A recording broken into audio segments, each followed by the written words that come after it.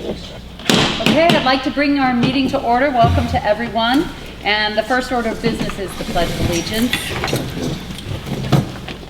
I pledge allegiance to the flag of the United States of America and to the republic for which it stands, one nation, under God, indivisible, with liberty and justice for all.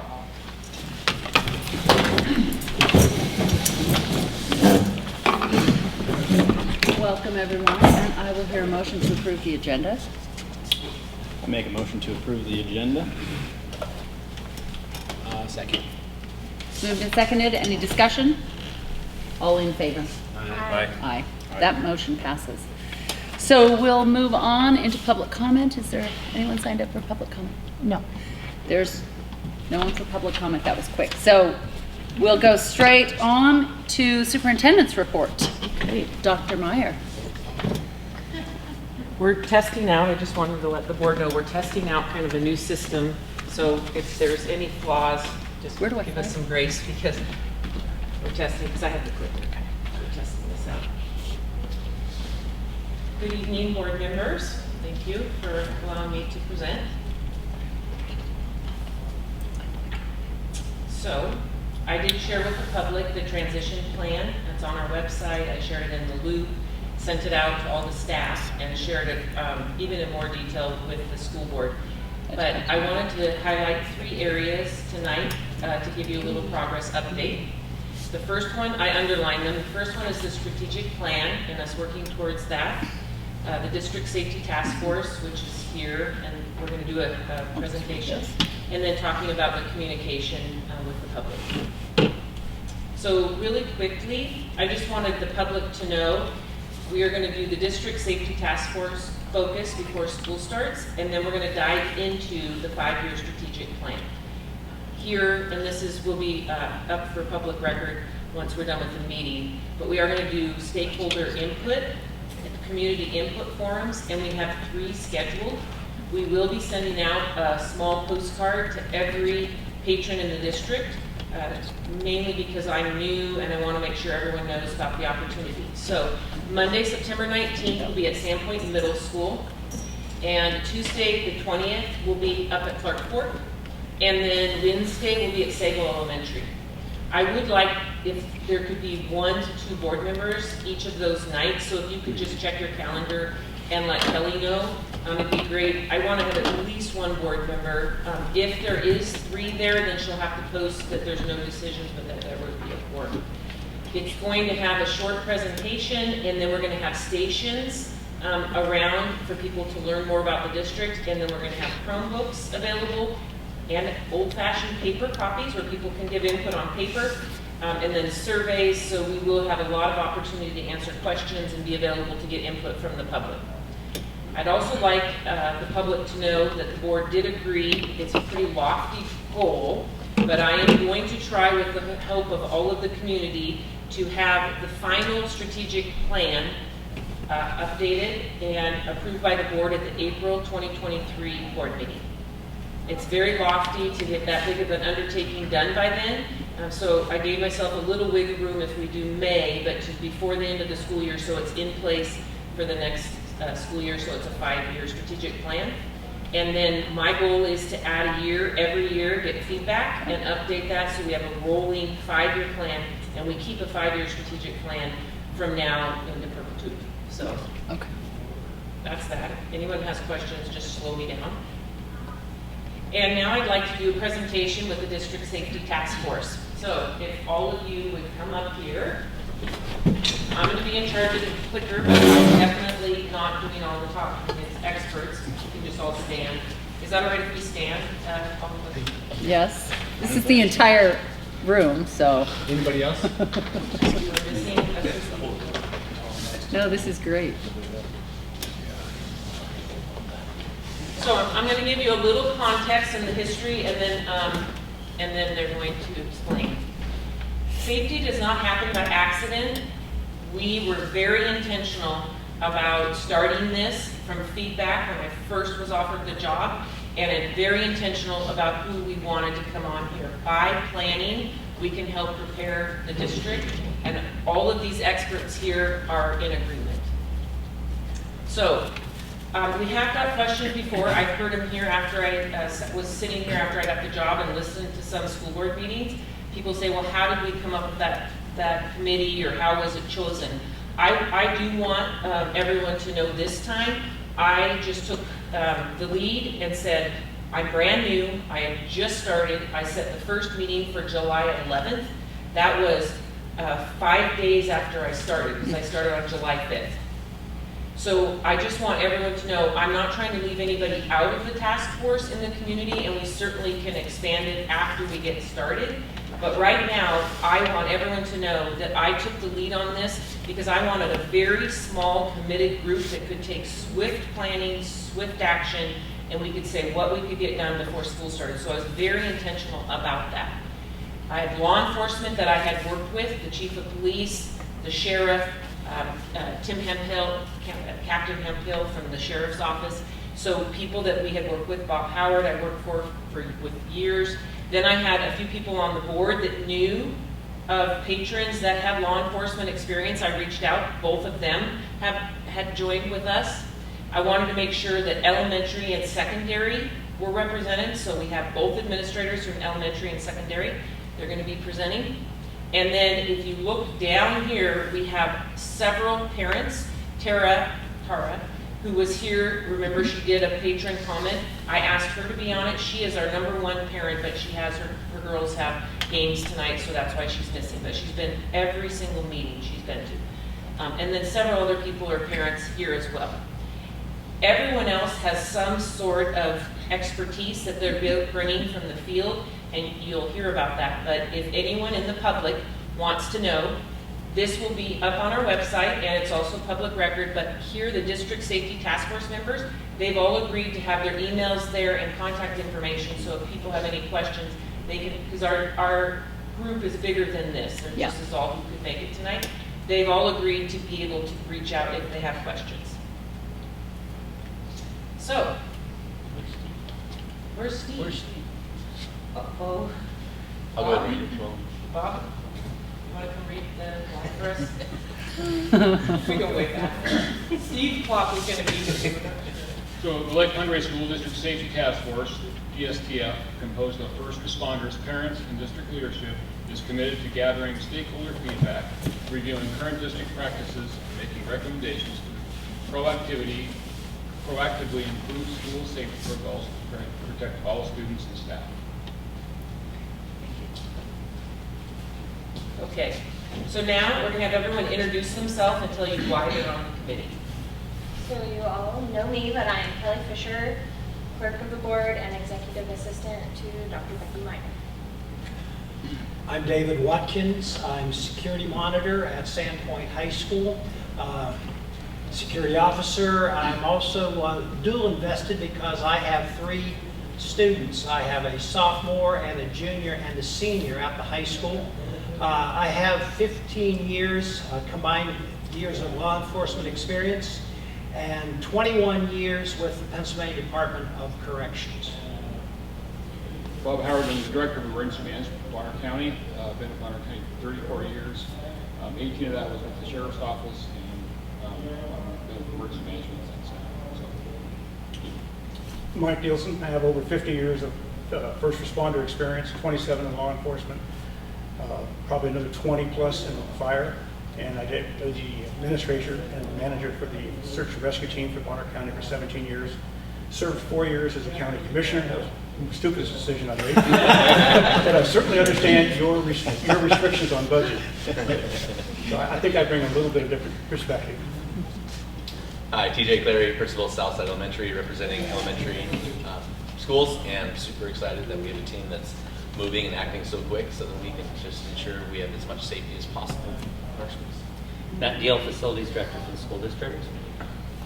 Hello, Mark Feddersen. I'm with the Idaho Office of School Safety and Security. I come with extensive law enforcement background, over 30 years in law enforcement, emergency management related experience. Crosby Cajun. I'm the Assistant Principal Activities Director at Sandpoint Middle School. I have 2 daughters that are attending the district as well. And if you want to know anyone else, you can look at our list in there. Okay, Matt and Mark. So, Mr. Feddersen, Dr. Meyer, myself visited all the schools early in July, and Mr. Feddersen shared his recommendations with us. They're very comprehensive reports. A lot of smaller things that are, that we're taking care of now that you'll see on some of the immediate needs, some larger things that we'll have to get to later, and then a lot of policy and procedure type things that, to mitigate a problem before it happens. Yeah, and so the state of Idaho has a mandate that we look at all the schools in the state once every 3 years. Yeah. And I believe that all but one of your schools, which was your homeschooling school, has been completed, and they're working off those current assessments to improve safety profile. Great. Okay, we did stakeholder feedback, so I sent out a staff, and it was a couple of questions on that. I sent a big staff survey, and then parent survey out, and we did that as many ways as possible to get feedback. We're not going to read through these because TJ and Crosby are going to go through this, but I do want you, these are the highlights if the board wants to look at them. And the staff, even though the response is low right now, remember they are on summer break, so 73 have responded, but I'm going to keep this open for staff because there's other questions as well, and that will increase tremendously once they come back. Parents, we have 111 responses as of today, which is great. I don't know what the typical is in this district, but I thought 111 was great. Also, probably there is some summer break with them too. These are the top items that they wanted as well. Once we got that, then the next step here, these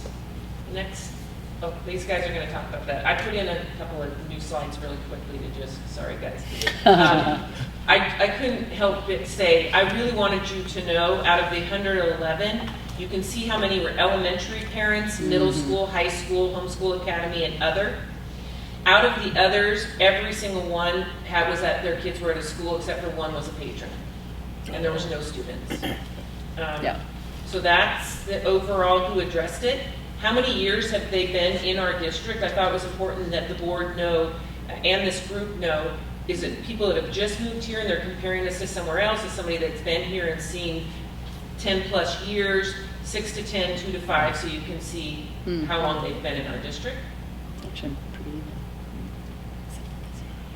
And then this one was very important for us. My children's school is a safe place. We really talked about the undecided because we really want to make sure those people, and the disagree have great comments that our group looked through, but the undecided where they don't know, we need to do a better job of awareness. So, and then this one is the last one I did. There's a whole bunch of other ones that I'm going to share the results, full results with the board and put them in. But for tonight's presentation, we will speak about it, but relationships is number one in the report that you have from any post-incident, and we talked about it at length last night. Well, every meeting we talk about how important relationships are, and this is very pleasing to us that many people feel that they have somebody, an adult at the school. So we have something to build on, something positive, a great base, and then we need to make sure that the unsureds and the knows that every single child, every single student has a trusted adult at the school. Yeah. But this is a great starting spot. Okay, I just wanted to give a little bit of demographics. Now we want to talk about the priorities and how we identify them. So I'm going to put these guys in charge. Okay, an opinion I'll share right off the bat was initially the task force met and we immediately started brainstorming kind of critical needs for safety in our district. And it was interesting to see after our first few meetings, then we start getting stakeholder feedback coming in, how closely the priorities meshed with our stakeholder feedback. So the group feels pretty confident right now that we are addressing what the stakeholders also thought were very important items, and we have a good plan for those critical areas that we got to get established before school starts. Some of these priorities The first one is immediate. These are what we can get done with limited amount of time, establishing this committee, and basically a month and a half before school kicks off to get it done. So that was the immediate category. Short term, these are items that we feel like are a little bit extended. They're going to take budget measures to get into place, quoting from vendors. They're a little bit more long range, but something that we can dive into as the school year unfolds. That would be short term. Mid-range, kind of as the terms indicate, it just extends out the degree of the project and the time frame to get it done within. Long term, those are gonna, it's very clear that they're big expenditures with those. A lot of those kind of encompass facilities where we're going to have to do some big time things and it's going to cost money. And then ongoing is something that we will be looking at tuning up as the years unfold. Mm-hmm. Okay, I guess I You got the chewed first that six, one yeah. right up. Okay. Keep going. All right, so I'm taking the first 6 of these. These are the immediate ones that the goal of the task force is to have in place before school starts. The first item there is lock boxes. And generally, if you're familiar with selling homes and realtors use those boxes that are on a door, it's similar to that, but if a school or a facility is in total lockdown and first responders arrive, they will utilize a lockbox to gain like a key or access to the building. So it's those, we've already looked at them, they've been purchased, those will be in place so that first responders can get into a facility in an emergency.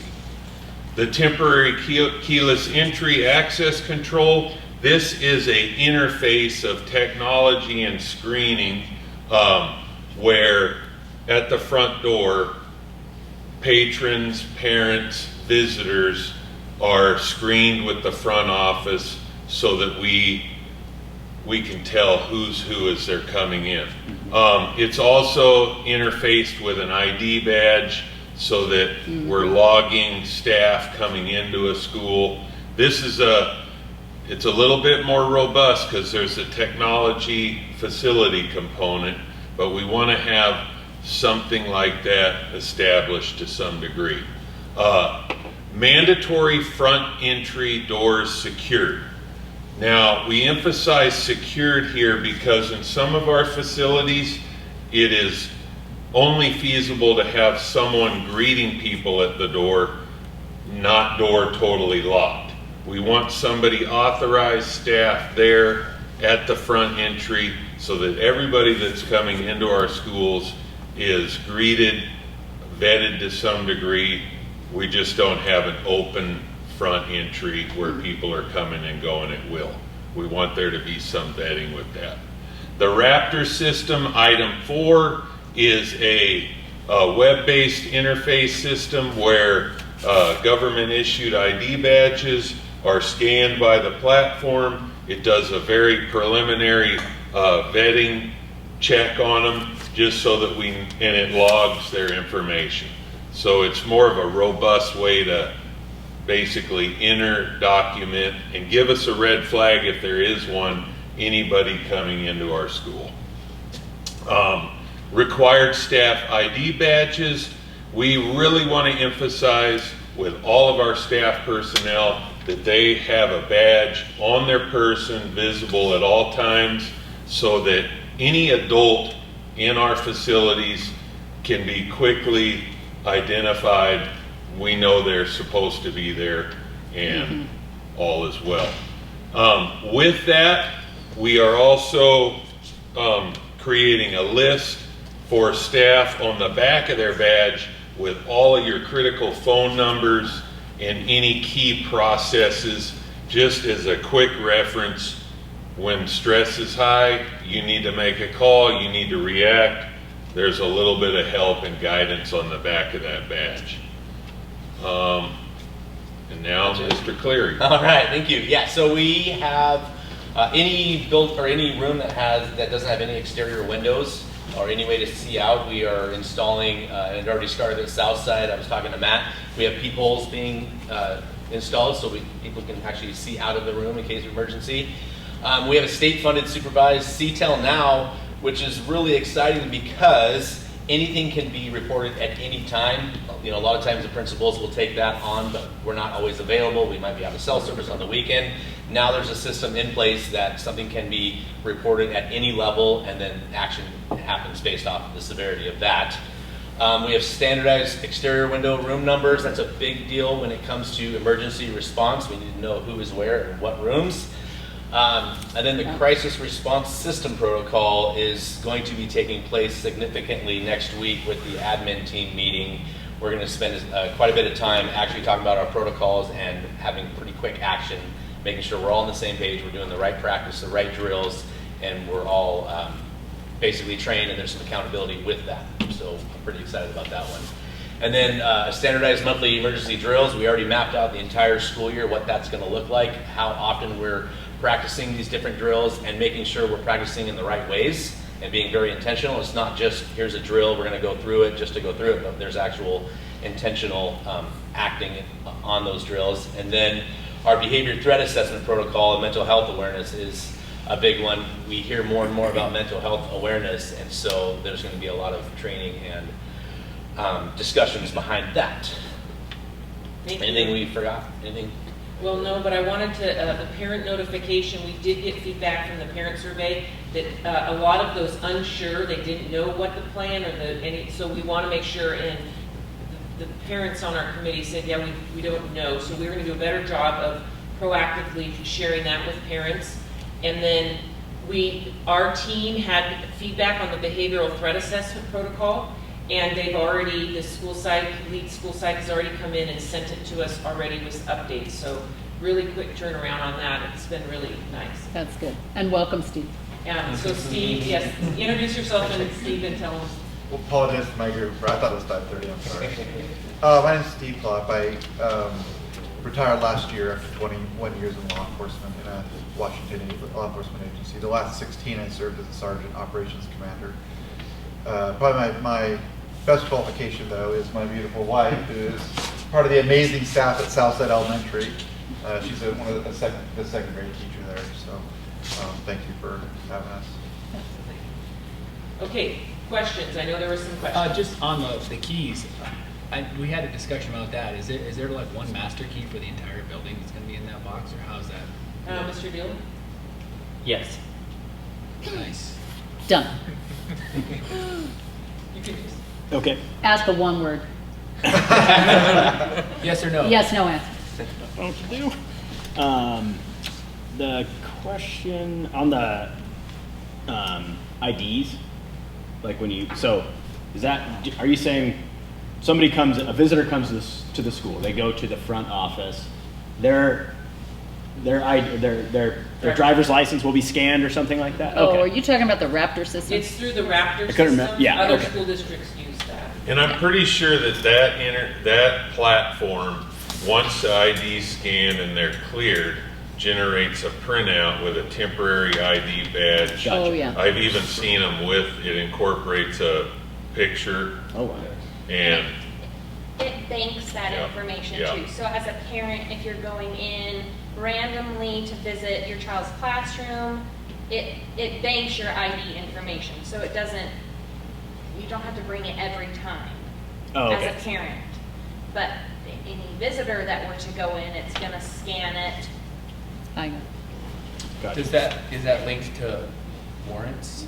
Yes. And all of the things that come along with that, so that when they scan in, the office staff immediately knows Yeah. all of that? How are they going to handle that if they got We have a a large grown man there? We have a Oh, you got that? Yeah. There'll be a lot of learning. So in the interest of not getting too deep in the weeds and repeating your entire last 4 meetings, we'll keep it a little bit high level and then follow up with some of the deeper questions in communication with Dr. Yes. Meyer. Yes. Okay. All right, so there's been a lot of discussion on the campus fencing, and Matt has indicated as budget allows, we'll be making repairs, and I don't know if there's anything you can speak to specifically. Additions, there's some schools like Southside, for example, where there's 3 or 4 little open pass-throughs with no gate or anything. And I think it's so that kids can run out and get a ball or whatnot. Well, a school like that, for not a ton of money, we can go add gates to those 3 or 4 spots and have a really pretty confidently secure playground. We'll nip away at things like some schools,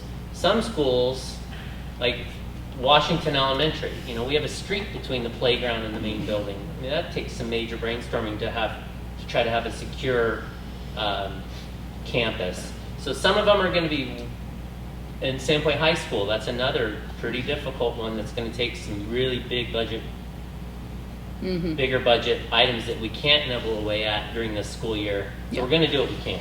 Yeah. There's been quite a bit of emphasis on the Stop the Bleed Kids, which is not really a preventative measure, but something that is important to have in our schools. And so that is taking place. We're trying to figure out how many are available, and I don't know. Grant money, maybe. Yeah. And then all interior room doors being secured is a big one. History has taught us that we need to make sure that all interior doors can be locked, and that obviously there's protocol with that. And so that's being looked at by our facilities department. Exterior room and door labels, just obviously room numbers, and so we know who is where. Every second counts in certain situations. So we want to make sure that that's clear on where we know where everyone is when that communication happens. Narcan at each school, that's already started, and then we just want to make an emphasis and make sure everybody has that available. And then the Watchdog Dads program is something that's this team's talked about extensive, and it's a pretty big bear to tackle, and at the same time it would allow volunteers to be able to be available at each building and just be on watch. There's no discussion of any kind of harm or anything like that, but just being on watch and being available and can report to the right authorities, as soon as possible. So, but that's going to take someone to be able to take on for the district. It's a pretty big one. So, any questions about any of those plans?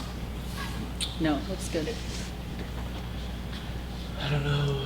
Is this us? Crosby, you want this one? Sure. So these are mid-range. Again, these are things that we are dialoguing about, creatively trying to figure how we're going to fund them. Are there grants? Where are we going to get the money for some of this? So it's going to take a little more planning. Armed security guards, comprehensive campus fencing, exterior door access control with auto lock, keyless entry at the front entry of all schools. That one's kind of, we highlighted that third one in the priorities as well. Comprehensive intercom system upgrades. We really, as a district, at each facility, have to be able to communicate with an intercom system throughout the whole facility efficiently, quickly. We have to have the staff able to do it and trained on how to use the interface. We just want that all really polished so that people can communicate throughout the facility quickly. Window safety film. This is a application on exterior windows that give you some bulletproofing degree of defense. You think about Sandpoint Middle School, a lot of our schools with heavy exterior windows. We just want to figure out a way to bolster those windows so that they're a little more stout against gunfire. And to speak to the intercom upgrades, there's been a lot of intercom upgrades that have taken place. Yeah. Back the first school that was completely done based on grant that Mr. Kimmick received was Clark Fork. A couple of years ago, the Technology and Facilities Department teamed up and tackled Hope. LPO was completed, done really well. This last week, the Technology Department was adding devices in Southside. So You're chipping away. Your at the team in the schools. district is Yeah. chipping away at the stuff as budgets allow. So Yeah. just want to make sure you understood that. But the comprehensive upgrades is very costly because what we would really like is a device in every classroom that communicates effectively, rather than just relying on the 1-inch speaker in the phone. Yeah. Before we go on to the next slide, I just would like, Mark, will you, we get a lot of questions, why do we need fencing if it's low fencing and it's not really tall? It's a constant question, and he has lived through it and has done after incident reports. If you could share with the board why the fencing is important, I think it would be helpful. Sure. So in overall security profile, we look at layering things, sort of like a bicycle wheel. Use it as a spoke concept. More spokes you have in your wheel, the better balanced your wheel can be when you're riding a bicycle. Should happen to run into a rock and you have multiple spokes, less likely to have a catastrophic kind of failure.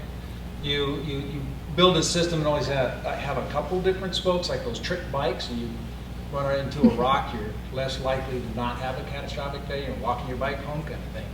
So with that being said, part of it is looking at all the things that they just talked about as every one of those items is a spoke on the wheel. So fencing is the same thing. 4-foot fence, 5-foot fence, 6-foot fence, 8-foot fence is not going to keep somebody out that wants to get in. They can climb it, right? The idea, though, is to draw what they call situational awareness to the playground supervision that by policy should be there, or protocol should be there, maintaining visual of what's happening with their kids and the surrounding area. So when you close those pass-throughs, it doesn't allow somebody to just walk through unnoticed. Yeah. It's harder to be unnoticed when you climb a fence, whether it's a 4-foot fence, a 5-foot fence, or whatever. Yeah.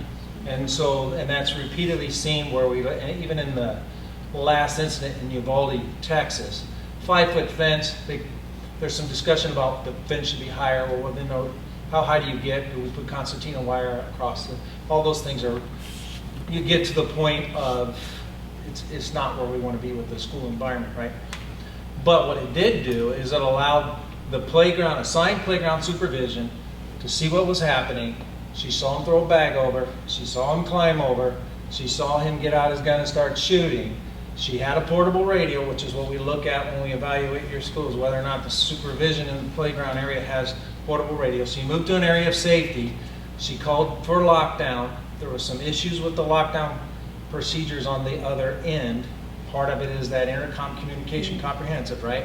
So all the things we're talking about in the committee, you look back on all after actions and lessons learned to try to improve as we move forward. So that's kind of a short synopsis of what we look at when we look at fencing. Yeah, Thank you. makes sense. So going through all of these, if you look again, we have our immediate priorities that we're going to, before school starts. We have short-term, we're going to work on during the year. Some of them do need funding. And then we have mid-range. And then if you look at the next slide, planning is critical. So there is a lot of budget things in here that we as a task force, our budget was 0. So we came in knowing that we had to see what can we do to start the school year to help make our schools and our students and our staff feel safer. So we have what we think is the recommendations for the immediate, short-term, mid-range. And in this, if you open that up, it also has what Crosby talked about with the long range and ongoing. And we do have estimated costs there. We do have some who would be in charge. We have some links. So that again is just for the board's perusal. We really just wanted the board to know there are several items that we would have moved up had a budget been available, but we understand that there was not a budget and things happen and then we need to reassess everything. So I just want to tell you how thankful I am for this group of people that they have dedicated every Monday, and it was supposed to be an hour and a half, and they stayed for 2 hours, sometimes more, every single week. They've come to plan out to how to make our schools safe and secure, and it's all of this brain power of the people that have lived through this and are the experts that have really helped us get to the place we are. So I would just like it, everyone to thank these people for all.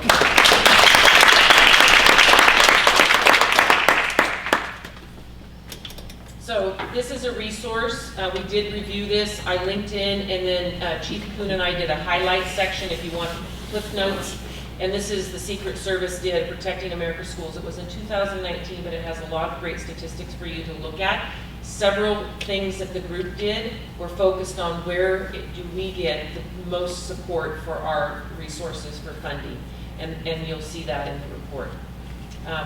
So our team really wanted to end this presentation with telling you if students feel safe, then we can get to the next level of learning. So it is Maslow's hierarchy of needs, and it really is.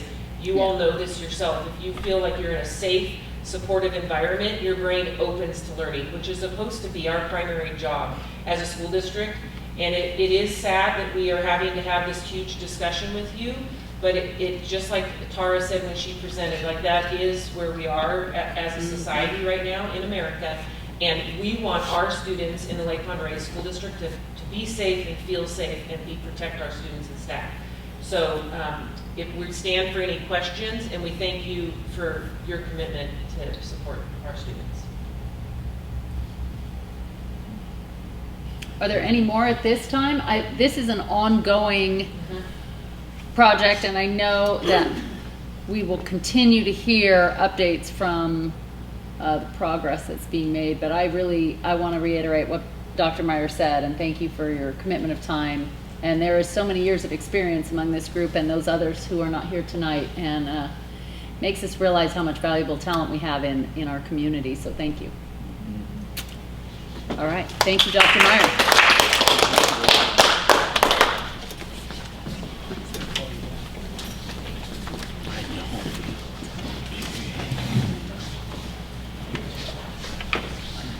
Oh, so she has more to go. I see. Yeah. You're not done. No, we're not. Do you have more on your? Yeah, no more. I was like, I know there's more slides I'm looking at here. You were so excited. Thank you. It was a really good presentation. I just like all the expertise there. Okay, we're at it. So the last thing on the transition plan I was going to highlight was the communication and really trying to increase communication and avenues that we reach out to our patrons, parents, community. So later in the board agenda, we will be talking about policy 4330. I did parent input for that. I want to give the synopsis when we have that later into the agenda. I do apologize to the board. I want you to know that next time I will ask for the feedback before we have the first reading, because then that will kind of help edit some of that. So I do want to apologize, but it was my first time doing that, so it won't happen again. I want to be good community partners. I have had feedback from several county or cities that that the district doesn't ever give a response into if we have an annexation request or development request. And I'm not asking to be pro or con towards that. I gave you an example of the letter, and I linked it in here. I would like to be able to say that it does affect growth and it does affect the taxpayers. I'm not saying if we're going to be pro or con. As a district, I just feel like I really want to be able to tell the community that we care and it does affect us in the long term. So if board members have feedback on that, I'm open to that for sure. Accessibility, I do want to give a big shout out to, you already know this, Clerk of the Year in the whole state of Idaho, Kelly Fisher. Clerk of the Galaxy. She has undertaken, I would really like to increase the efficiency for her. I noticed that she was like taking notes and she has to re-listen to the entire thing, and there's this thing called Board Book that's created for this. It will also be easier for the public because the documents are linked in. You don't have to go through this whole big long scroll. The other day, last meeting, I saw you going like this, and I was like, ding, ding, ding. So she is already piloting it. Each of the board members have it, and you can see how it works. It will really help our clerk be efficient and be able to work on the minutes in real time here, which will make it, I think, better in the long run. So I also think the public will really like the accessibility of it. Staff feedback, again, I already told you about that. So those are the communication avenues I'm working on this last month. And I want to make sure you put on your calendar our welcome back breakfast and program. PAIF does the breakfast, and then I'm going to have like a 2.5-hour presentation. Just kidding. The staff are like, oh, how long is your thing? How long are you going to talk? So it starts at 7:30, and it would be great. I assume that the whole board usually comes to that and is introduced, and so hopefully everyone can be there for that on Thursday, September 1st. And everybody in the district will be there, all employees, so it's a great chance to meet people and make sure they know who you are. Yep, wear your badge. And you have to, yeah. So this is required. You probably saw that they all have badges on that tonight. It's getting traction. Getting traction already. All right, and really ending on a really good note, we were down, Andrew Casey and I were down at the Idaho Association of School Administrators Conference, and lo and behold, who got the Special Services Director of the Year Award but Dr. Jansen. She had a prior commitment, but she'll be here next meeting, but I do want to let you know that this is a very big award for the entire state. It's almost as great as being the Clerk of the Year. So congratulations, and we will make sure that she's here next time. You can clap for her and such. Perfect. Okay, any questions? Thank you. Thank you. And we're all using our board book. It is very helpful. And so we'll move straight into a financial update from our Chief Finance and Operations Officer, Lisa Halls. Welcome. Now, do I need to put up something for her? Evening. I didn't know that about Joy. Yeah. Awesome. Yeah. Really awesome.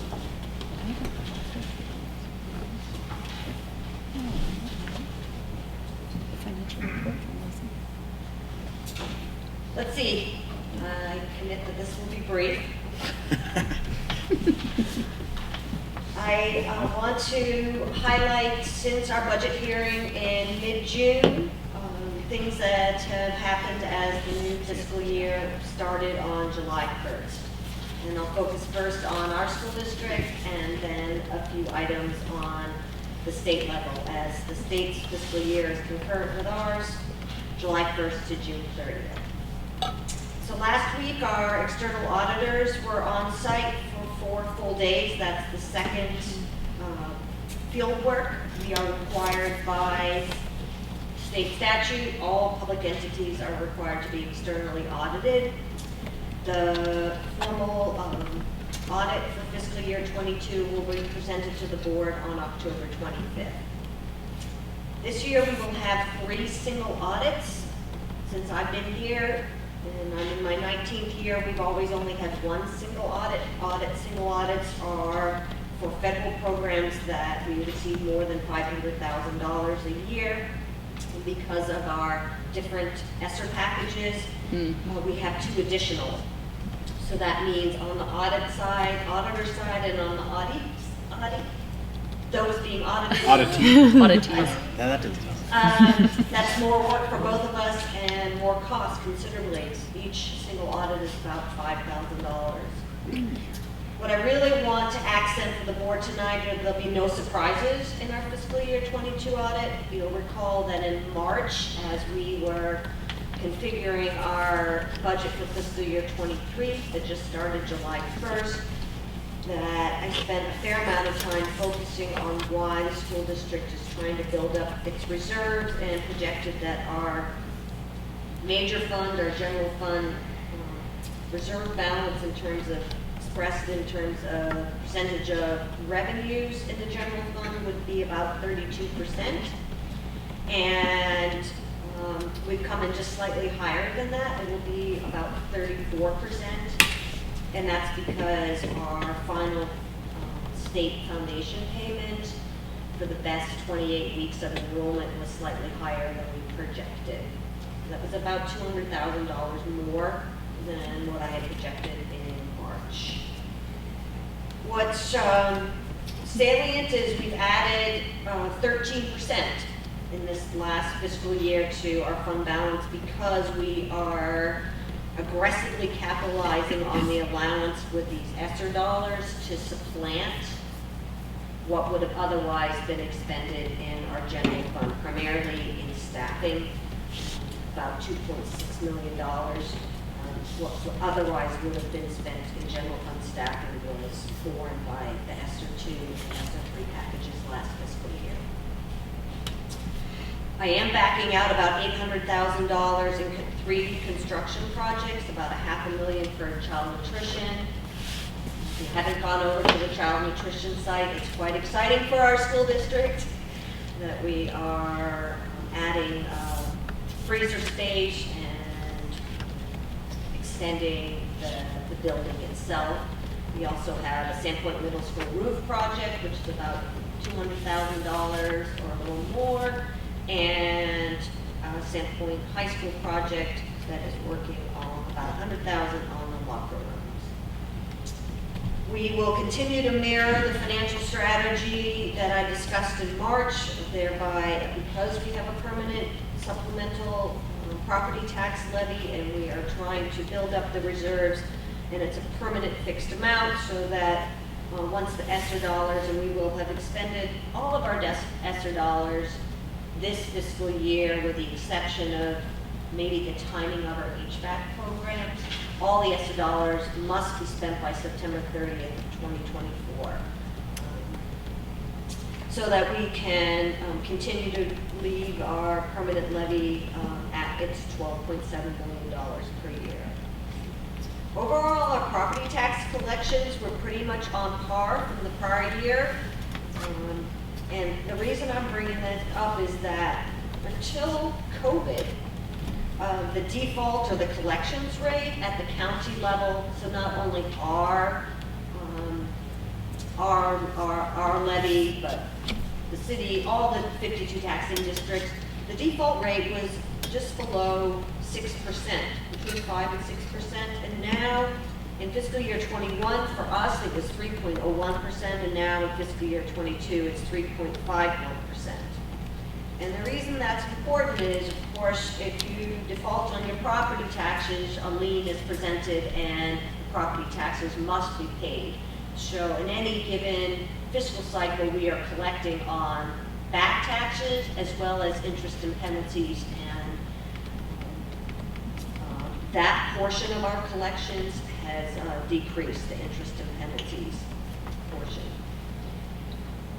Looking forward to fiscal year 23 compared to what we budgeted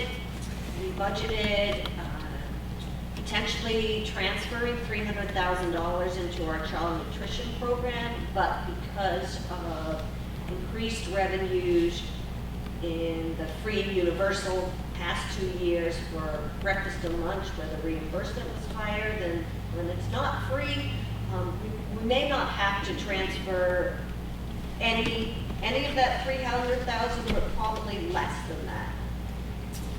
On the flip side, although we did increase our fuel and utilities budgets quite substantially, they may be too lean. And I wanted to just turn to the state. So the state's fiscal year, and as I mentioned, is June 30th, and of course K-12 is the largest appropriation. For any agency budget, it's over half of the state's general fund appropriation on an annual basis. And so the state started their fiscal year 22, so July 1st of 21, with $1.6 billion in reserves. And through governor action, a large portion of that was spent on roads or public education.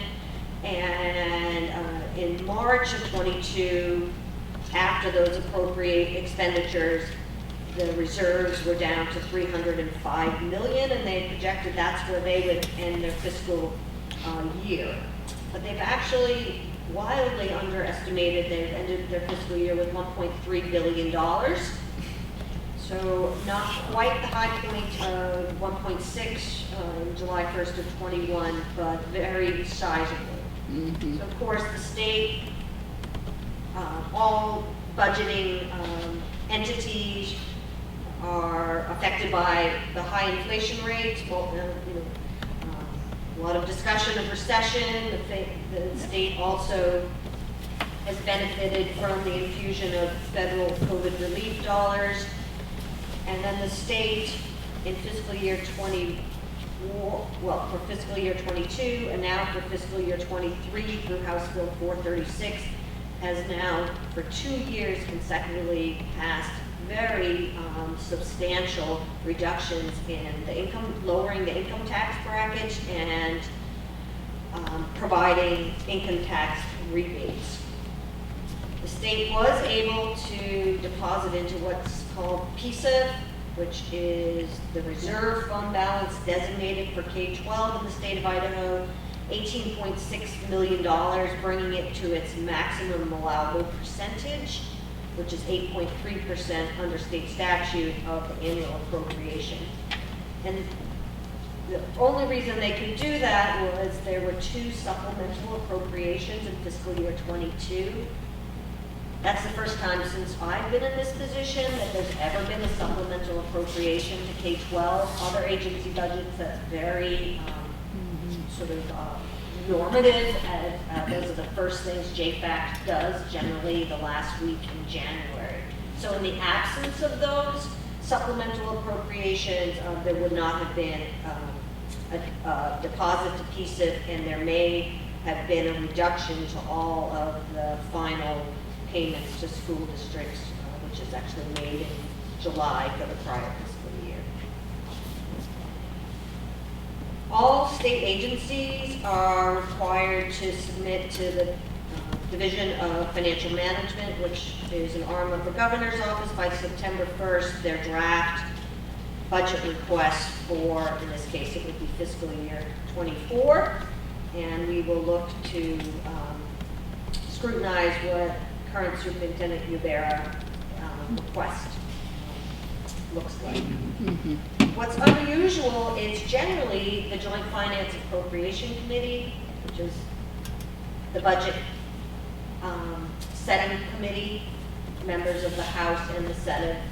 It's a 20-member committee. 11 of those members, either because they were defeated in the primaries or are not running for re-election, are not returning. So JFAC is going to not only have more than half of its members be new in January of 2023, but they will also have a new chair.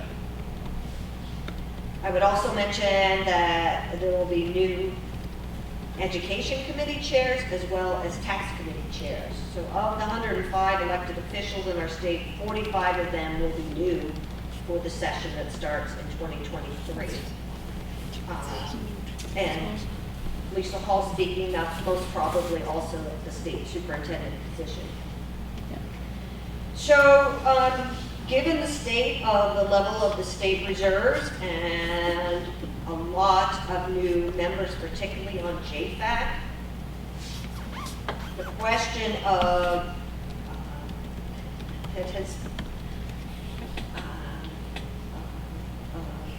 been a focus, but no real decisions have been made or changes to the K-12 funding formula are still on the table. Most salient is that because of a temporary rule for the State Board of Education for this fiscal cycle, we are again going to be paid on enrollment, not average daily attendance, which is what's in state statute. And of course, when there is that kind of level of reserves at the state level, there will be lots of spending requests.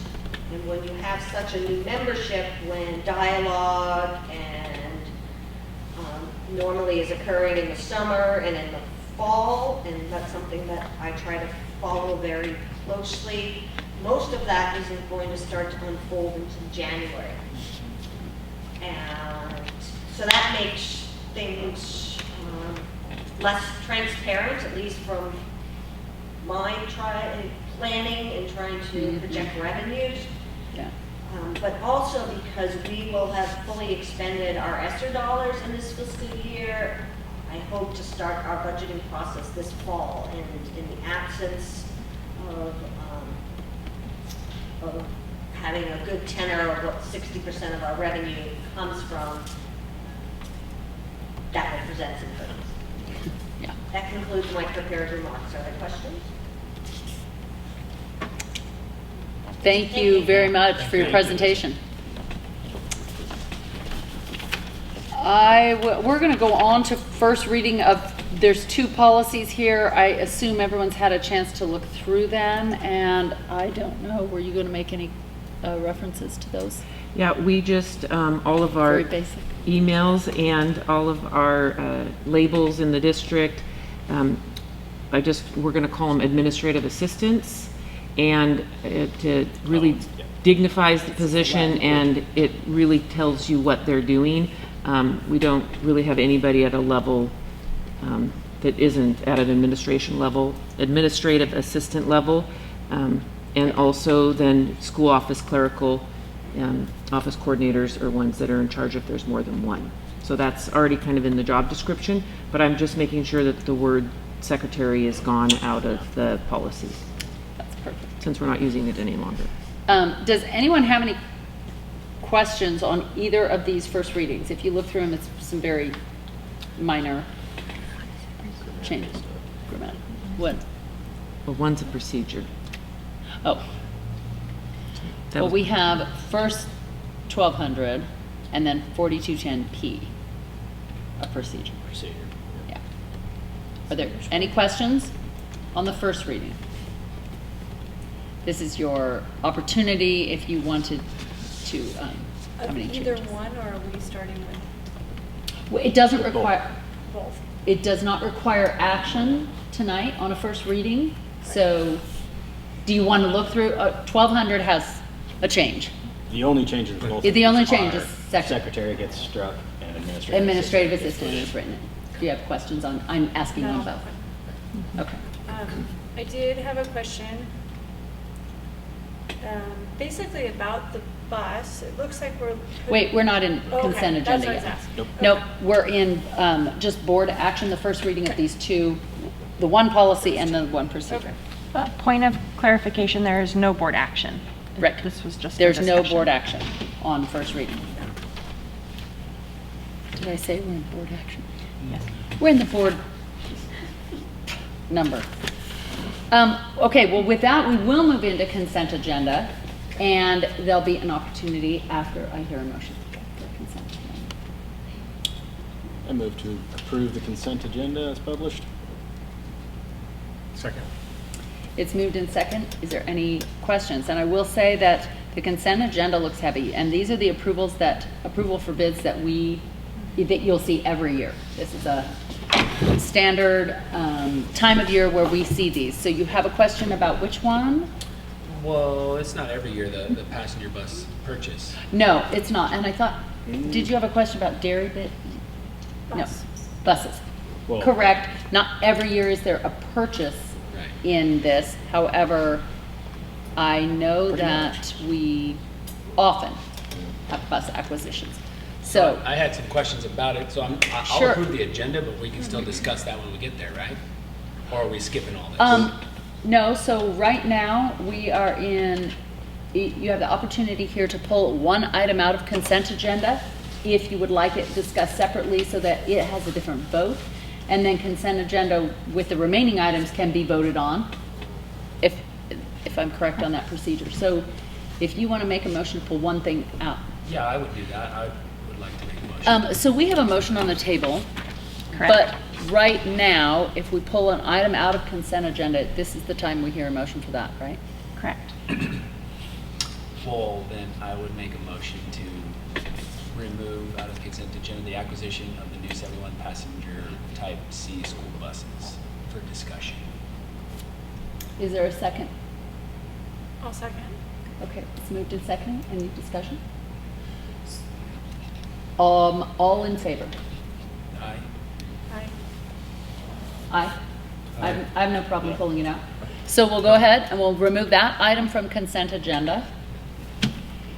And now we will return to an amended motion to approve the amended consent agenda. Am I following? Yes. This is why she's so I valuable. just gave up on this Clerk- new system though because I Clerk have of the no year. idea how to do that yet. So We're I back to will hear a paper. motion for the new consent agenda as amended. I make a motion that we approve the amended Consent consent agenda. agenda. Without the bus acquisition item. A second? I would second that. Moved and seconded. Any discussion? All in favor? Aye. Aye. That motion passes, and now we have an action item to discuss the acquisition of new 71 passenger type C school buses. And, oh, thank you, gentlemen. I believe, yes, we have James Kaler here if there's questions, since he will be presenting next anyway. Sure. So actually, what's your discussion, and then we'll see. My only discussion would be the seatbelt issue. It's not even, I guess, really an issue. I think that I would recommend and be in favor of not having seatbelts on school buses. There's equally supported data to say that not having them is just as safe, especially in an area we have with a lot of water and children going into a creek or a lake or something, and then they're hanging and they drown because they can't get out or something like that. I think is, you could probably argue quite heavily that seatbelts are actually worse, in my opinion. And so really, I think with equally supported data, it would come down to a budget, and I think it would be an easy sell to save us a few bucks to go no seatbelts on these. So that's kind of my thinking and discussion with that. I don't know much else to say on that. I guess I would take other input.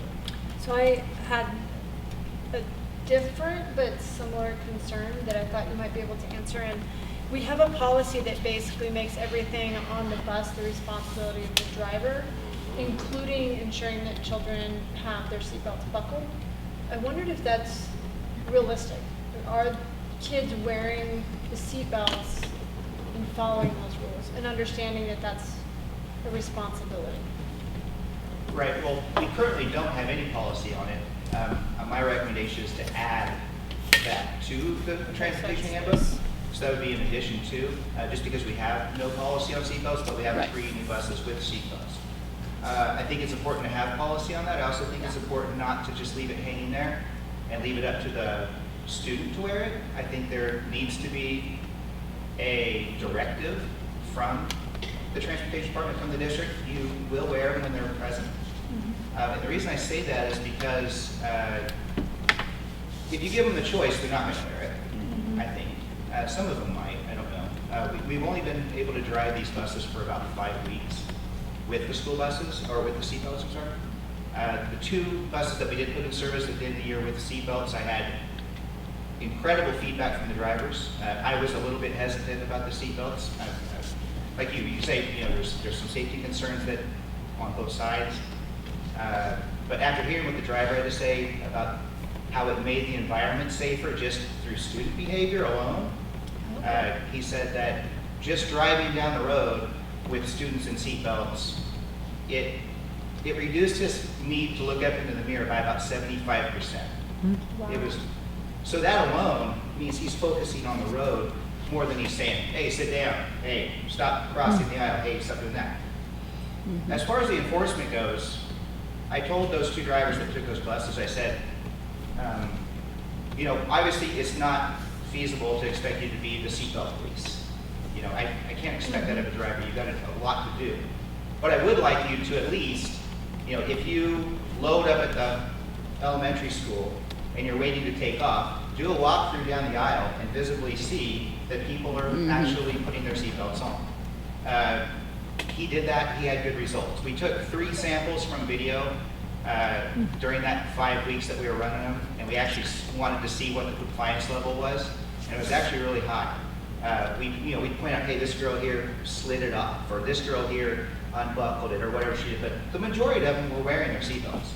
And what that tells me is that even if they're sitting there correctly in their seat, after you might have a seatbelt on, they're still sitting correctly in the seat. And so they're behaving well, they're sitting correctly. So even in that respect, if there was a crash and they weren't wearing their belt, they're still going to go into the compartmentalization piece of the seat, which is what the seat is designed for. Yeah. So I have good feedback from the drivers about the seat belts. I can understand your concerns regarding, you know, how are they going to get out when you roll into a lake or something. I don't have an answer for that. You know, we have one seatbelt better in the bus, so we would have to rely on them to be able to unbuckle it. I will say that we did run some weight tests on those on seatbelts to see if, you know, if something was holding a seatbelt upside down, if you press it, will it still release? And it did. So, you know, we did our own tests to see, you know, what variables can we mitigate and take out of the equation. And so I just think with the good feedback, and as far as the financial piece goes, you know, based on this bid, it's about $5,000 more per bus. Mm-hmm. But if you look at it over a 12-year cycle, which is how long we'll keep these buses, at least 12 years, 5,000 divided, or actually, I'm sorry, the seatbelts are reimbursed by the state over those 12 years at 85%. Yeah. So the 5,000 then becomes about 800. And so over 12 years, that $800 becomes about $65 a year to have seatbelts in buses. So it's really a nominal amount of money to add seatbelts to buses when you take in the state reimbursement to the district. I appreciate that feedback. Do other board members have questions, or have they done any research? I know in the past we had been interested in looking into, and I appreciate the fact that we have got bids here that include seatbelts. We had looked into seatbelts as a safety option. Well, I can add a little bit to this. The alternative to get that behavior is having an adult sitting in the back of the bus. Whenever I had my kids on a school trip, I sat in the back of the bus, and the bus drivers really appreciate that because I'm watching, so they don't have to. And think of the cost of putting a person back there. Yeah, yeah.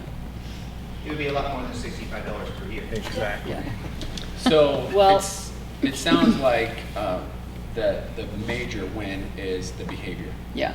over the safety. Huge. Well, Well, More there's- than the safety. The safety is Right, it increases the safety is increased by the behavior. So I guess I have a question. Have you had any parent feedback on whether or not they like the seatbelts or their kids in seatbelts, or has that been a non-issue with them? It's been a non-issue. I appreciate that. I will hear a motion to approve the acquisition of new 71 passenger Type C school buses. 71 passenger Type C school buses. I make a motion to approve the acquisition of the new 71 passenger Type C school buses. Second? It's moved and seconded. Is there any other discussion? No. All in favor? Aye. Aye. Aye. Any opposed? Any abstain? That would be me. Okay. The motion passes. Thank you for the discussion on that item. I will move on to board action items. Sorry, I'm in my board book. I'm getting to the right spot. It's so handy. I have to learn. So the very first item is the District Transportation Program Handbook. Thank you, Transportation Director Again. James Taylor. So, are we talking about the handbook first, the addition to the handbook? Or the program? Either, whichever one you want to. We have, it just says program and Okay. handbook, so you can approach So it we'll however you talk want. about the program first. Okay. Each year, the State Department of Education requires that the board approves our transportation program for the fiscal Yep. year. We always present this in August. So this year, unlike the last couple of years, we had very little change to the transportation program just because this year we kept the bell times the same. The routes we didn't have any problematic routes to address. We addressed them throughout the year. So really, there's not a lot of change. I did want to, I had two new items on this, which was the buses with seatbelts driver feedback, which I just gave you, which was very positive from both drivers. And then something that we're adding into our training this year, every year, twice a year in December and March, we do CPI training, which is nonviolent crisis intervention. And we give that to, we try to space it out amongst all the drivers each year so that way when their certification lapses, we can train about 8 or 9 drivers, and then the next 8 or 9 drivers. So we do that twice a year, and this year there was an opportunity for me to get certified also in autism spectrum disorder. So we're going to add that into our CPI training, which is going to actually give our drivers more perspective on how to better understand autism spectrum disorder, how to manage it on their school buses, and I think it's going to be very helpful. We've had a few times in the past, not many, but a few times in the past where I think that there would have been a better understanding by the bus driver of how autism spectrum disorder affects students. I think the outcome would have been different. And so I think it's important that we train our drivers and always look for ways to improve our program. So that's the newest improvement to our program. That's great. So going into the program itself, looking at the bus route summary, we still have 35 bus routes this year, same as last year. I'm happy to say that we've been training drivers throughout the summer, so starting into this school year, we will be fully staffed. So I won't have to drive. That's great. That's good. As far as the projected number of students, our average, based on, we do 3 student counts each year that are required, but we do student counts every day, but we do 3 state student counts each year, and we report those to the state. And our average student attendance, our daily average student attendance this year was 915. I'm expecting that to go up this year. I think we'll be over 1,000 this year. So You're talking riders. riders, yeah. So we had average daily riders of 915 riders per day on those 35 routes. That doesn't take into account when they're talking about average riders. Like we only sample it for 5 days, or if there's a holiday, we sample it for 4 days, and that doesn't take into account whether it's football season and there's a game 2 of those nights and people aren't riding. So there's a lot of variables. But 915 was a rise from the 2 years previous, so it's good. It's a good thing for us. Yeah. I had a question. Is that for the day, 9:15, or is that like a morning time and it's 9:15 again in the afternoon? That's 9:15 in the morning. Okay. Then is there a number for the afternoon as well, or is that much less? Or I would say it's pretty similar. Yeah, I mean it's pretty close. Yeah. Thank you. You're welcome. So looking at the next thing, which is our bus routes, there's no real change to the bus routes as far as where they're servicing. All the bus routes that serviced north side will be the same, et cetera, et cetera. So I don't have any change to report to that. It's the same as it was last year. Okay. Safety busing was evaluated this year. We're required to evaluate every 3 years. The safety busing zones are the same. The traffic is a little bit higher when we look at the traffic, but it didn't really change our numbers as far as safety busing. We still service the same places and the same students. School bus turnaround locations, we didn't add any turnarounds this year. We had a couple of them that we hadn't used in the past due to some either construction, like down at Camp Bay, or some of the stuff got really muddy in the spring because of the heavy rain, and so we had to look at different turnarounds for that, but we were able to divert all of our routes and make it all work out. No additions to school bus turnarounds. Payment in lieu, this year we added 2, and those were both due to IEPs, and those are both in the north side area. Good. And then finally, the daycare facilities served. We added one. Superior Daycare closed down, and then another entity took over there a little bit later, and they named themselves Storybook Adventure. So we really didn't lose one. We just kind of changed its name. We renamed it. Yeah, different owners. So that's all the report on daycare facilities. Okay. With that said, I mean, like I said, there really was not a lot to update you on this year from last year in terms of our program. So are we able to approve both the program and handbook in one, or shall we have a motion to approve separately? I'll go ahead and entertain a motion to approve the program as presented just now. I'd like to make a motion to approve the 2022-2023 district transportation program. Second? Moved and seconded. Is there any discussion? All in favor? Aye. That motion passes, and then we'll move on to the handbook. Okay. Great. So the handbook was just simply an addition. Like as I stated earlier, there is currently, we have a transportation handbook which is adopted by our board, and so in that handbook, in that transportation handbook, we had not yet added any policy for seatbelt use for 3-point seatbelts because we didn't own any until this year. So I combed, there's only 8 states that mandate seatbelts. And I combed policy looking for examples I could go off of, and they're really hard to find. But I think what's important is to keep the policy just as simple as we can, but still get the results that we want.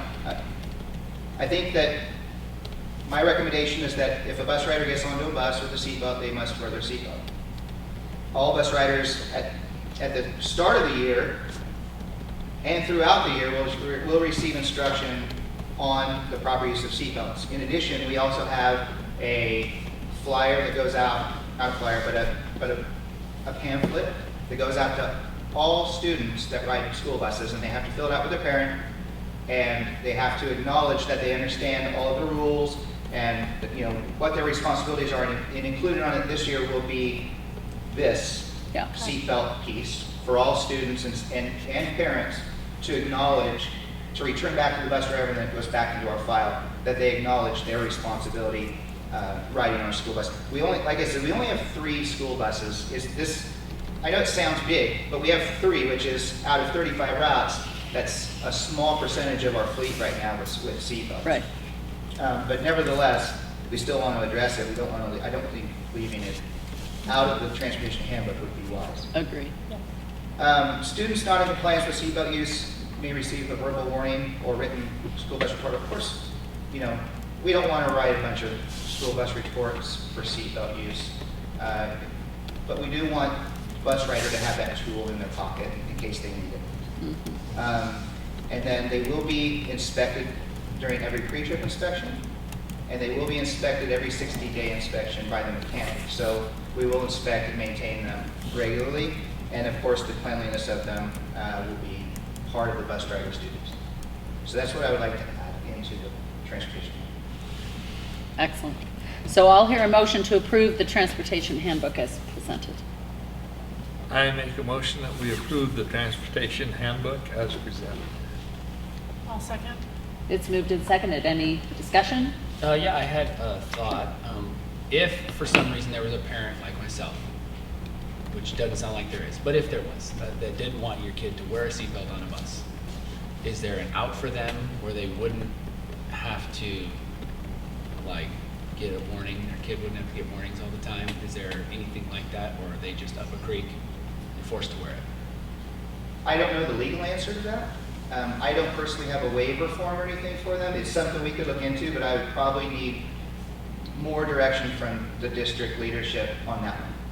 Because, and the reason I say that is because on the same note is saying, well, if the parent doesn't want them to wear the seatbelt, but there's an accident and they weren't wearing the seatbelt and they got hurt, but everybody else was fine, would there still be liability exposure to the district even though they signed a waiver? I don't know that answer. Yeah. Well, it's something we can look at. It also might be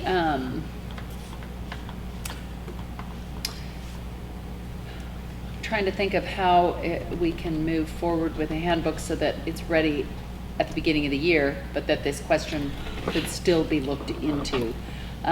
We could go ahead with the handbook tonight so that it can be distributed, and we can ask for a little clarification. Well, I guess my number one concern, and been an administrator for a lot of years, even more than the liability concern, is if you have a bus, you know this from just being parents, and one student doesn't have to wear it and everybody else does, that's not going to work on a bus. It just will not work. So, and not that I have an opinion one way or the other, but I do also want to say riding a school bus it's not a right. It is a service that the district provides for families. So there are districts that don't have any school buses, or they, if somebody doesn't want to follow the rules of the school bus, those families drive themselves. Like, it is an extra thing that the district provides for families, but it's not required. But it is included in their tax dollars, so it's a service that they pay for, in theory. But there are districts that don't have any school buses because it is only reimbursed at 85%, and not every single cost is 85%. Yeah. So, But Well- it's not a free service, it's not like they're benefiting and Right. not giving anything to the pie, to the Yeah. party there. They're paying something. May I? really Yes, quickly? yes. Okay. We're in discussion. This, whether or not we create some sort of loophole for people to get out of this should not change the fact whether or not we can approve this item tonight. There's waivers for all sorts of things in the district. It does not show up in any handbook, so I propose we keep moving forward, and if that Yeah, I'm is fine something with that, I was just Yeah. Sure. raising the question. Yeah. Sure. And it doesn't sound like there are any, so that's. At this stage, moot point. there's not, so it may not be an issue. But we do have a motion on the floor. Is there any other discussion, or can we move on to a vote? I'll take all those in favor? Aye. Aye. Any opposed? I'm gonna abstain on this one too. Any abstain? Yes. 4 in favor, 1 abstain. The motion passes. Thank you. Thank and you. Madam Chair, before, I would just like to say I've worked with a lot of transportation directors, and the fact that Mr. Kohler is actually concerned about behavior on the bus and proactively preparing his drivers is, I don't know if you know this, but it's leaps and bounds ahead of other districts that he's actually thinking on how to prepare his drivers to work with students. So I just want to publicly thank you for you caring about the kids and how the behavior on the bus and the overall safety. So thank you. Thank you very much. Yeah. Appreciate that. Thank you. Good night. Thank you. Good night. Okay, so we will move on. There are a lot of items here, but you'll see once we get into alternate authorization, they move pretty quickly. Our next is the meal price change approval. And this is another one that is almost, not annual, but every now and then. So, yeah, we do have our child nutrition director, Bobby Coleman, here. If there's questions, I will hear a motion to approve the meal price change. I move that we approve the meal price change for 2022-2023. I'll second. It's moved and seconded. Is there any discussion or question? All those in favor? Aye. Thank you. That motion passes. And the next item is the impact fees for new subdivisions, and Dr. Meyer will address this one. And it's not really impact fees because we're not allowed to collect impact fees, but this was what I spoke about in the superintendent's report. This is just an example, and just wanting to see if the board would like to, give permission for us to send this out when a development comes in, that we notice that it is going to affect our patrons and our sizes of our schools and the growth that we've happened. I think it just needs to go on to record. So I just wanted to know if there's any feedback on that. So this is approving a standardized letter that can be used in specific instances and adapted as needed in these highlighted areas. And I'm assuming everybody had a chance to look at this. It was in the packet. So I will hear a motion to approve the use of this LPOSD letter in the situation of potential new subdivisions. I make a motion to approve the letter as written for LPOSD to send out on behalf to new subdivisions, or as needed. Second. It's moved and seconded. Is there any discussion? Yes. Hit it. So are we proposing, well, first of all, this comes into effect when we are reached out to by Yep, so what? P&Z or something? Yeah, and I've already had some. Developers, when they're putting a packet together, they are required to get a school district's opinion letter. And several people that I've talked to said that the district never submits anything.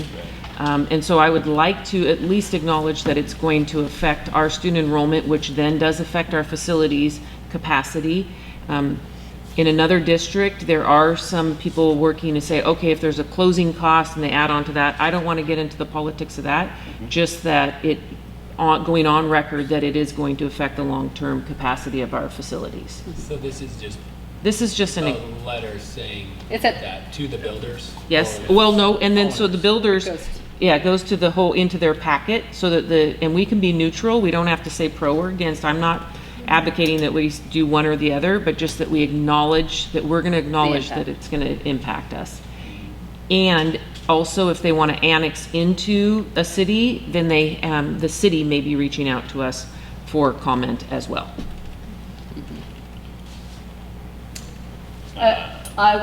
We have a motion on the floor for this. Are we ready for a vote? So just to be clear, this is not asking anyone for any type of revenue? No. No.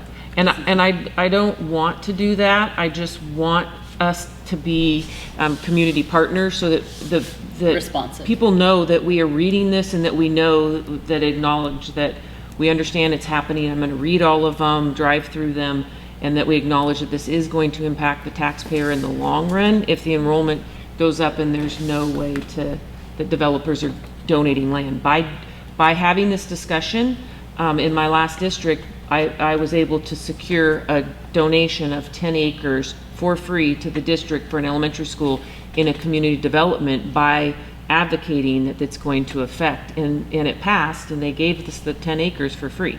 So it can't hurt. It can only, in my opinion, then we're being really transparent, and then being a good community partner. So that's the intent behind it. Any other discussion or questions? All those in favor? Aye. Aye. That motion passes. We will keep moving on. We have emergency provisional alternate authorization for Ryan Allen. And I don't know if you want to address each one of these yourself, or... This is the most that we've ever had, yes. According to prior people. It is. And also, Clerk Fisher said that the principals did a really good job of explaining each one. So I would rather not, unless there was specific questions. So I would ask our two newest board members, have you gone through alternate authorizations before? So we have quite a long list, and we know that when they have come before us, it's for a pretty valid reason. And if you've had a chance to read each of these, I will just hear a motion and we'll go through them unless one is flagged in your notes as one you have a question on.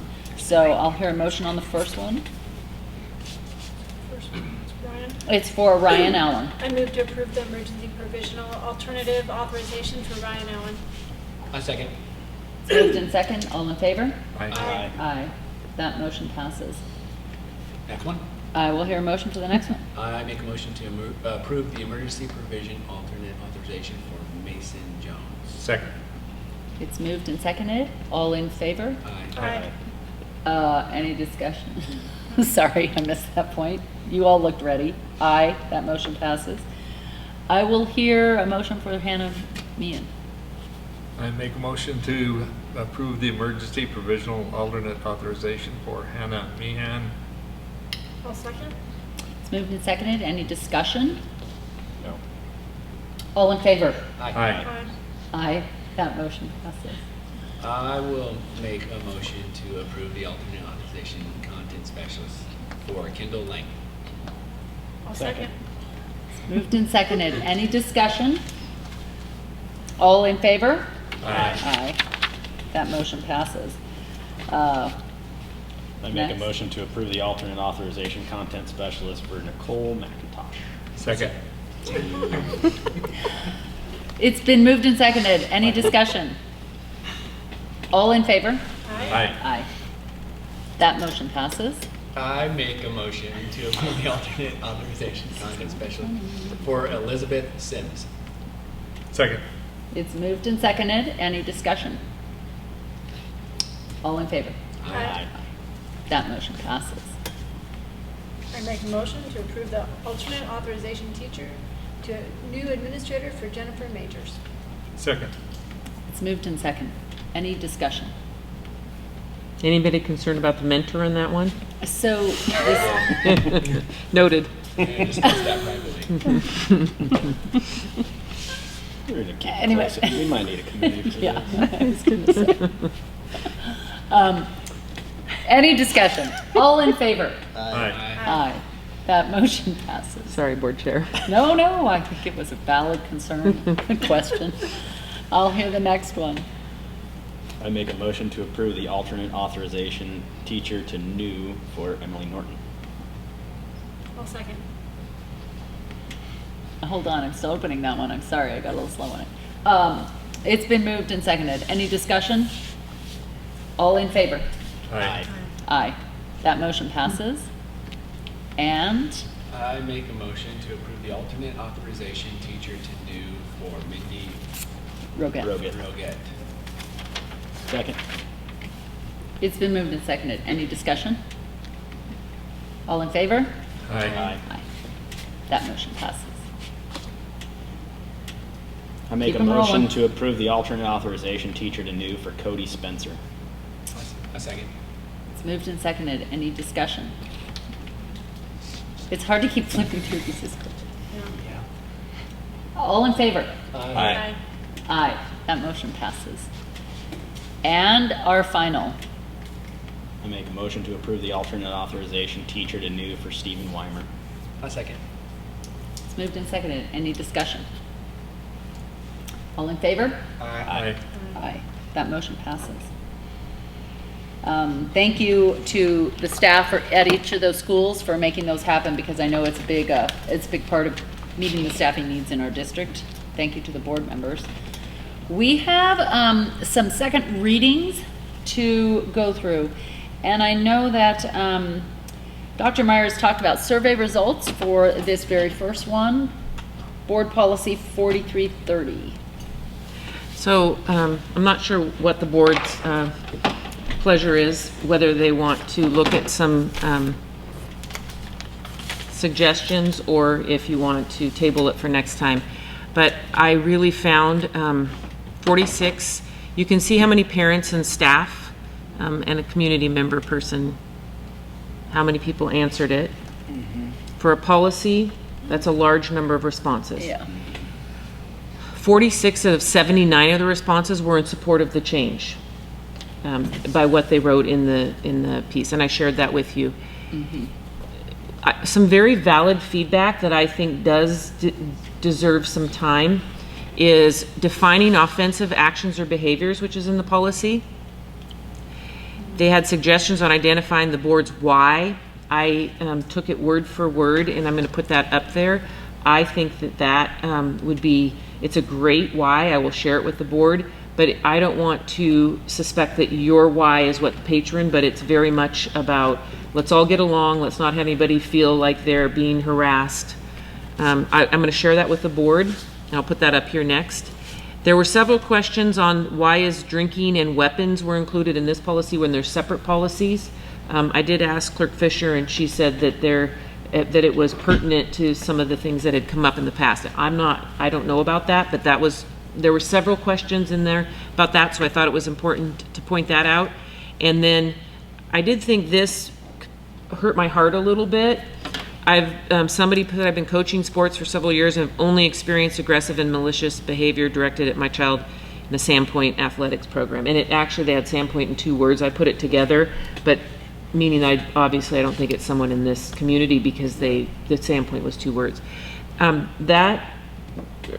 was only one person, so I'm not going to overreact, but it didn't feel good. And then also, if you remember when Mr. Knowles was here presenting, there was nobody else in the audience, but he did present and said that there were refs that refused to come up to officiate in our area, and that is not good. So I do think this deserves a little bit of due diligence, and so I will share this with the board, the recommendations, but just so people can see this. No, there's not very many people here, but. Do you want me to shut this one?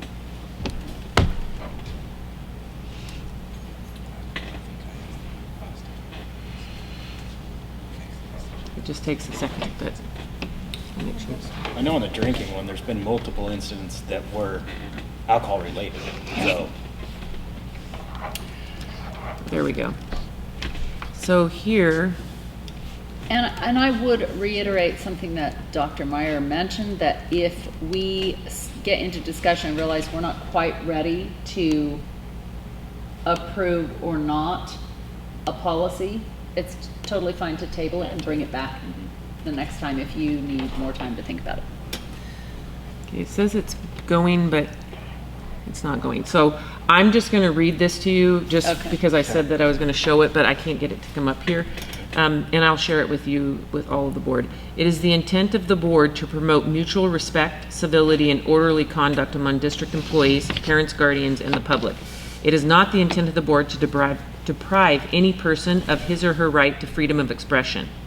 The intent of this policy is to maintain, to the greatest extent reasonably possible, a safe, harassment-free school and work environment for teachers, students, administrators, other staff, parents, guardians, and other members of the community. When participating in extracurricular events, participants from all schools involved deserve a safe and non-threatening environment from which to participate. Being a spectator at a sporting event or co-curricular activity is a privilege, not a right. Consequently, any spectator who threatens the safety of event participants becomes disruptive to the event and or refuses to abide by the district policy shall be removed from the event. And then there was, just two other really teeny editing errors. And so that was the piece, and I'll share that with you. That would be great. Where did that paragraph originate? That was from a patron, and it's anonymous survey. Right, and they're saying this is a statement of your why this policy needs to be implemented. Yeah. Yeah. I'm not saying that we have to do that. I just think that there was a lot of questions of like why people don't understand that officiants are not coming up and right. Well, I don't know if it was on the survey, but it would have been interesting to know how many of those people have kids in sports. Right. Mm-hmm. Sure. Because they might just be oblivious to the fact. Yeah. Like why, Yeah, good point. It's not really an issue because I'm never there. Yeah. Right. Yeah. Last one I went to was graduation, an event of any kind, Yeah. or whatever. Right. But I and it can be, Be brutal. So, there it is. Dr. Meyer, just as a point of clarification, are you suggesting that some statement like this become part of the policy, incorporated in, or are you reading it for our understanding? Mostly reading it for your understanding, but I think a lead-in sentence I think this is, in my opinion, it's too long for a policy, but some sort of like intent, even if it's one sentence. Right. There's some pretty great words in there, but it also starts in the positive instead of going right to will not tolerate offensive actions. What are we doing? Sportsmanship and getting along and respect. Like if there was a sentence that somebody... So I'd like to suggest to the board, and we can do it or not, that we table approval of this policy 4330 to allow one more edit. Yeah. And with some tightening up of that content, it could be added in as an introduction at the top of the policy. Okay. And then we'll see that. Does that tabling need a motion? Yes, please. I move that we table the approval of policy 4330 at this time. Second. It's moved and seconded. Any discussion? All in favor? Aye. Aye. That motion passes, and we'll read on to the second reading of policy 5415, other types of leave, which we have seen before. And